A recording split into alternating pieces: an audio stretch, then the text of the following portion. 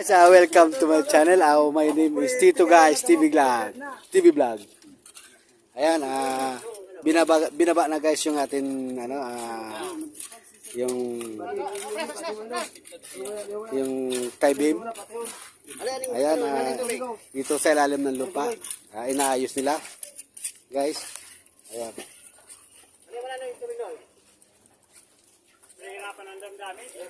May tubig, tatanggalin muna guys nila ng ang tubig.